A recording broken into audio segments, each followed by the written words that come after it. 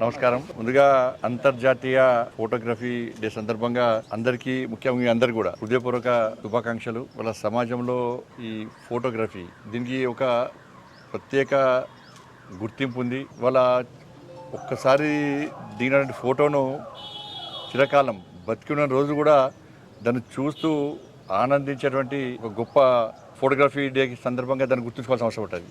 అంటే ఏ వ్యక్తి కానీ మామూలుగా చెప్తూ ఉంటాం మనం 1000 పదాలతో లేకుంటే 1,00,000 పదాలతో చెప్పలేనిది ఒక ఫోటోగ్రఫీ ద్వారా చెప్పేటువంటి అవకాశం ఉంటుంది, చూపెట్టే అవకాశం ఉంటుంది.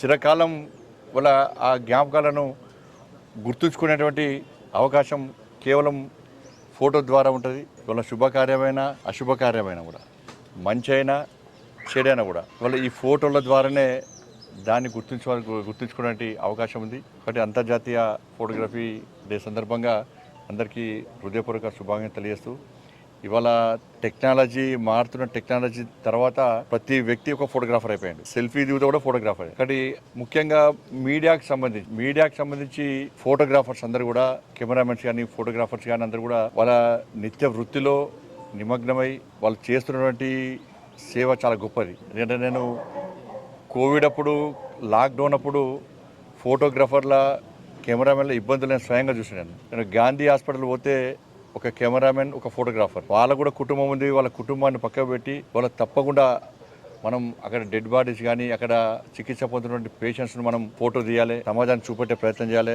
సమాజానికి జాగ్రత్త చెప్పాలి. నేను నా పేపర్లో, నా ఛానల్లో పనిచేస్తున్నటువంటి డ్యూటీ చేస్తున్నా కాబట్టి ఆ డ్యూటీకి సార్థకత నేను చేయాలని చెప్పి ఆలోచనతో ఆ రోజు వాళ్ళు చేస్తున్నటువంటి అన్ని ఇబ్బందులు పడ్డప్పుడు కూడా, ఎందుకంటే ప్రజలందరూ లాక్డౌన్ సందర్భంగా అందరూ ఇంట్లో ఉన్నారు, కుటుంబాలతో ఉన్నారు. కానీ జర్నలిస్ట్ కానీ, ముఖ్యంగా ఫోటోగ్రాఫర్లు కానీ, కెమెరామెన్లు కానీ పోస్ట్ మార్టం రూమ్ లో కూడా పోయి ఇవాళ ఫోటో తీసినటువంటి సందర్భాలు ఉన్నాయి. అనేక మంది ఫోటోగ్రాఫర్లు కూడా, కెమెరామెన్లు ఆ రోజు ప్రాణాలు అర్పించారు. జరిగింది. ఇటువంటి పరిస్థితుల్లో కనీసం వాళ్ళకు హెల్త్ కార్డులు పనిచేయి, ఉద్యోగ భద్రత లేదు, వాళ్ళ అనేక యాజమాన్యాలను, ఫోటోగ్రాఫర్లను చులకన చూసే పరిస్థితి ఉంది. ఇటువంటి పరిస్థితుల్లో పాలకులు వాళ్ళ సమస్యలు తెలుసుకోవాల్సిన అవసరం ఉంది. వాళ్ళ గుడిసెల బతికే పరిస్థితి, వాళ్ళ కుటుంబాన్ని పోషించుకోలేని పరిస్థితి, పిల్లల ఫీజులు కట్టలేని పరిస్థితి, ఏమైనా ఆరోగ్యకర ఇబ్బందులు వస్తే హాస్పిటల్ కూడా చికిత్స చేసుకోలేని పరిస్థితి, ఇటువంటి ఒక దుర్భరమైన జీవితాలు ఇవాళ ఫోటోగ్రాఫర్స్ ఇవాళ గడుపుతా ఉన్నారు. కాబట్టి ఇటువంటి పరిస్థితుల్లో పాలకులు కనీసం ఈ రోజన్నా స్పందించి, అంటే ఇవాళ స్పందించి మర్చిపోకుండా కాకుండా ఈ రోజున స్పందించి వాళ్ళకు ఫోటోగ్రఫీ డే సందర్భంగా ఒక కానుకగా వాళ్ళ సమస్యలు పరిష్కరించేటువంటి ఒక మంచి ఆలోచనతో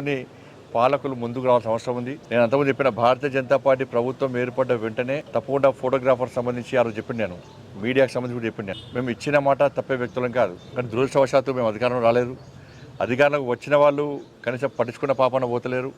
కాబట్టి ఈ రోజన్నా వాళ్ళ సమస్యలను పట్టించుకొని వాళ్ళకు న్యాయం చేయాలని చెప్పి ఇవాళ నేను రాష్ట్ర ప్రభుత్వాన్ని కోరుతా ఉన్నాను. ఈ ఫోటోగ్రఫీ డే యొక్క ప్రాధాన్యతను గుర్తుంచుకోవాలి, వాళ్ళని సమాజంలో సరైన గౌరవం ఇవ్వాలి. దాంతోపాటు యాజమాన్యాలు కూడా విజ్ఞప్తి చేస్తున్నా, మీ పత్రికలో కానీ, మీ ఛానల్లో పనిచేసేటువంటి ఫోటోగ్రాఫర్స్ కానీ, కెమెరామెన్లు కానీ వాళ్ళ బాధలు తెలుసుకోండి, వాళ్ళ కష్టాలు తెలుసుకోండి, వాళ్ళు పడుతున్న ఇబ్బందులు తెలుసుకోండి. ఒక్కసారి సమీక్ష చేసుకోండి. సమీక్ష చేసి వాళ్ళ ఇబ్బందులు లేకుండా వాళ్ళకి సమాన గౌరవం వచ్చే విధంగా మీరు చర్య తీసుకోవాల్సిన అవసరం ఉంది. నేను ఒక్క ఫోటోగ్రాఫర్ ఇవాళ ఒక్క ఫోటో తీసి పేపర్ పంపకుండా పేపరే ప్రేక్షకులు, పాఠకులు కూడా మ్యాటర్ చూడరు. ఫస్ట్ ఫోటో చూసిన తర్వాతనే మ్యాటర్ చూస్తారు. ఎక్కడ ఏ చిన్న సంఘటన జరిగినా, ఒక మర్డర్ జరిగినా, ఒక మంచి శుభకార్యం ఏది జరిగినా కూడా ఫస్ట్ ఫోటోగ్రాఫర్ యొక్క వాటినే కోర్టులు కానీ, చట్టాలు కానీ, ఇవి కానీ ఆధారాలుగా సేకరిస్తాయి. కాబట్టి అంత ప్రాధాన్యత, అంత ప్రాముఖ్యత కలిగినటువంటి వ్యవస్థ ఇది. కాబట్టి నిజంగా మీరు అందరూ ఫోటోగ్రాఫర్గా, కెమెరామెన్గా మీరు ఉండడం చాలా సంతోషం. మీకు అదృష్టం అది. మేము ఫోటోగ్రాఫర్ కావాలంటే కాలేము, మీరు ఒక పొలిటీషియన్ కావాలంటే కావచ్చు, కానీ మేము ఫోటోగ్రాఫర్ కావాలంటే కాలేము, మేము ఎవరు కూడా కాలేరు. అదొక కళ అది. ఇప్పుడు ఫ్యాషన్ కూడా మారింది. ఇప్పుడు ఫ్యాషన్గా మారింది. ఏంటంటే జనరల్గా యూత్ అందరూ కూడా, ఎక్కడ పోయినా కూడా యూత్ అందరూ కూడా, చిన్న యువకులు, ఇప్పుడు చదువుకునే యువకులందరూ కూడా, ప్రతి యువకుల్లో కూడా కెమెరా ఉంటున్నది. అంటే ఎంత ఇంపార్టెన్స్ సమాజంలో పెరుగుతుందో మనం అర్థం చేసుకోవాల్సిన అవసరం ఉంది. కాబట్టి మీరందరూ ఫోటోగ్రాఫర్స్ కానీ, కెమెరామెన్స్ అందరూ కూడా మీరు మీ కుటుంబాలు సుఖ సంతోషాలతో ఉండాలని చెప్పి, మీ కష్టాలను తొలగిపోవాలని చెప్పి, ఆరోగ్యాలతో ఉండాలని చెప్పి మనస్ఫూర్తిగా మీ అందరికీ అమ్మవారిని తలుచుకుంటూ, మీ అందరూ కూడా ఫోటోగ్రఫీ డే సందర్భంగా శుభాకాంక్షలు.